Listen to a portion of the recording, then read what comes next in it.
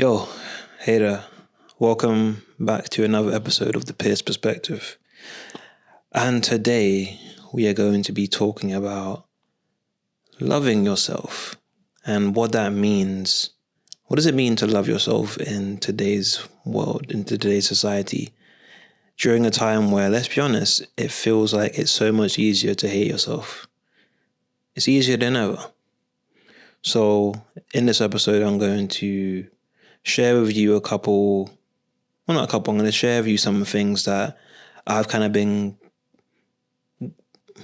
processing when it comes to loving yourself, because it's definitely not something I've really conquered. I'm not sure if you can even conquer loving yourself. That's probably the wrong word, but it's not something I've really fully understood. It's something I'm still working through, basically. So I want to share some of my thoughts on it. That should be interesting to some of you. And if you're open to, I'd love to hear your own understandings of this when we get there. So without further ado, let's get into it. So loving yourself, what does it mean? What does it mean to love yourself? I feel like love is a very confusing idea, because in one sense, love is exactly like love is everything, right? Like love is what we as humans are kind of put here to do, right? To love each other, to love your family, love your friends, X, Y, Z. But when it comes to internal love and loving yourself, it gets a lot more confusing. Because how do you love someone that keeps disappointing you? How do you love someone that keeps lying to you? And how do you love someone that, doesn't even fully understand what it means or what it feels like to be loved? And I know these are big questions, big concepts to think about, but I think they're very important when it comes to self-love, because a lot of time this person that we're talking about who is constantly lying to us and leading us on and betraying us is ourselves. We are our own biggest liars. We are our own biggest enemies a lot of the time. And it's very difficult to, show love to someone when that someone is yourself and you don't fully feel connected to yourself. Because I feel like the definition of love is empathy, like complete empathy. I'm trying to understand what it's like to be you. I feel like that's what it feels like to be loved. Like someone is trying to see the world through your eyes. Like they're trying, because it is just something you can try. I don't think you can actually do it, but you're trying to understand where they're coming from.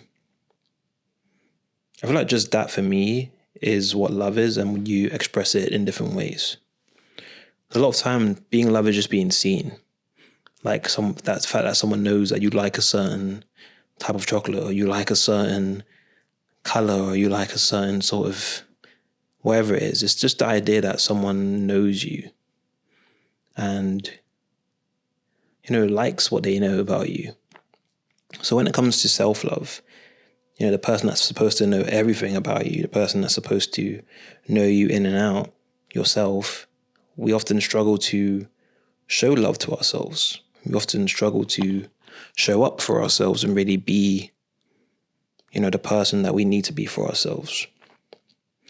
And over the last 4 to 5 years for me, on my own personal journey of not just learning to love myself, but also learning to understand myself, I've been able to love myself more, simply because I understand my context.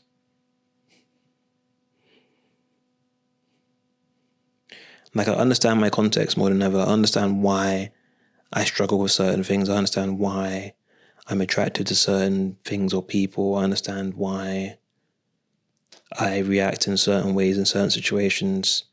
And it's like I'm building a relationship with myself that I never had. And I feel like if you haven't really done that work, or if you haven't really tried to do that work to understand yourself, it's quite hard to love other people, in my opinion. Because if you haven't met yourself very deeply, it's quite hard to meet other people deeply. Because if you don't know what it feels like to address the elephant in your own room or the skeletons in your own closet, when it comes to, being around someone in a very, let's say, intimate way, or like a very close way, a lot of the time things come up. Things come up that are uncomfortable. Things come up that, aren't everyday conversations. And if you've never met yourself that deeply to really sit down with yourself and go through these kind of type of conversations or go through this type of thoughts, when you do it around other people, it just feels a bit fake, or you've got to try and pretend, or you have to try and say the right thing, and it doesn't feel genuine. And I think that kind of limits the amount of love you can show people if you haven't really been able to show yourself that love.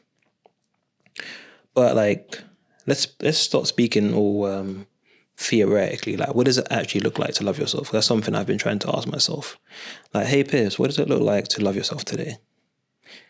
And I'll be honest, I sometimes don't know. Because I'm someone that's very much focused on like the future. I'm always trying to put myself in a better position in the future by sometimes, I'll be honest, sacrificing what I want to do today. So that means, like, for example, being quite disciplined, saying, okay, like giving myself time to do certain things, whether that's making content, whether that's working on my business, whether that's like building my connections, XYZ. These are a lot of these things I kind of put into the category of like future Pierce is going to benefit from this. But a lot of the things that have to do with loving yourself, a lot of it has to do with things in the present. So that is like being more mindful, so that you're having time to just sit with yourself sometimes. I try to do it every day, if not almost every other day.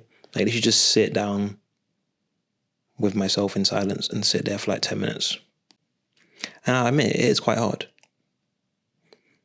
Well, at the start, it is quite hard because what's going to come up is all the things that you've been trying to avoid, all the random little thoughts and conversations you've been having with yourself and other people throughout the last couple of days. They're going to come up. All the things you wish you said or wish you did, that's all going to come up. And a big part of loving yourself is being able to let go. Like, when these things do come up, understanding that I don't have to stay attached to them anymore, especially if they're not benefiting me. Like, what benefit does it have for me to hold on to a mistake that I made 5 years ago? There's no benefit. And I think a lot of time, loving yourself is just being kind to yourself and treating yourself how you would treat someone that you love and care about. It sounds pretty basic when you say it like that, but literally, like, to love yourself is to treat yourself like someone you love. So ask yourself, like, how do I treat the people that I love and care about? How would I treat the people in my life that I love and care about if I felt the same way about myself? Because again, that's the thing. A lot of us don't feel comfortable to show love to other people because we're not comfortable showing it to ourselves. And again, it comes back to, you can only meet people as deeply as you've met yourself. And part of meeting yourself deeply is to love yourself and to accept yourself and to uplift yourself and to speak life into yourself. Because I guarantee you probably find it uncomfortable to show admiration or acknowledgement to yourself. Like, to be like, oh, well done for doing that. Well done for doing this. Oh, I noticed that, like, I set myself this goal and I actually achieved it. Well done. Like, congratulations.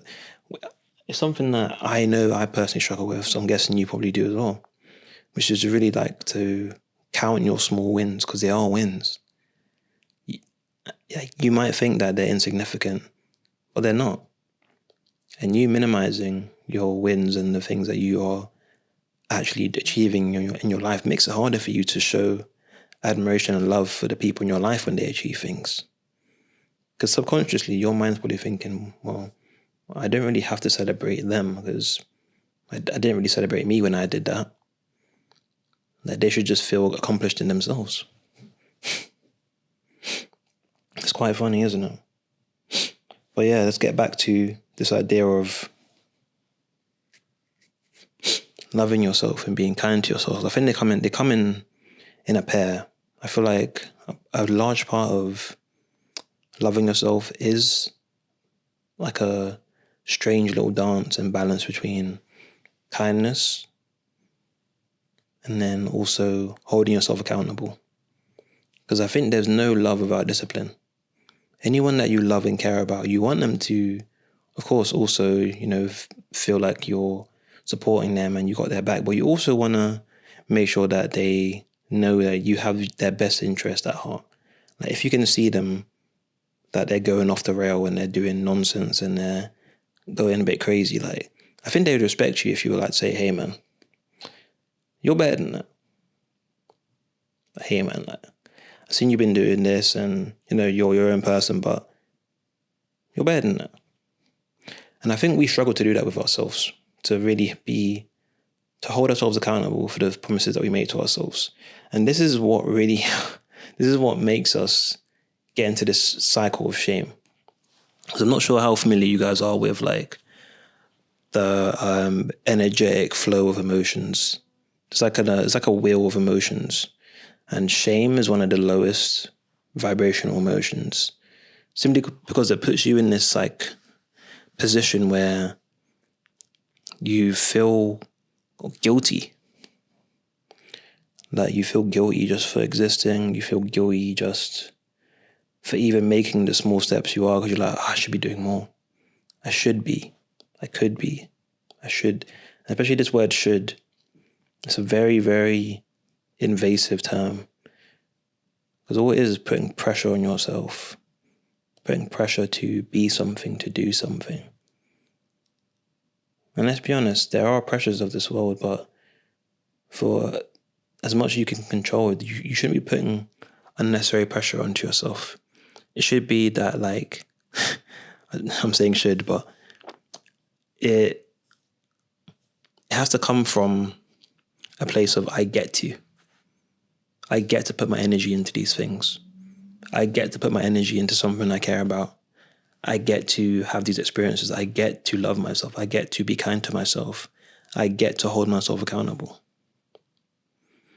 Because at the end of this little dance between kindness and accountability, there's where you reach that middle ground where you're able to, of course, acknowledge where you could be doing better, or acknowledge where you are potentially struggling, but also have that level of like, well, it's okay.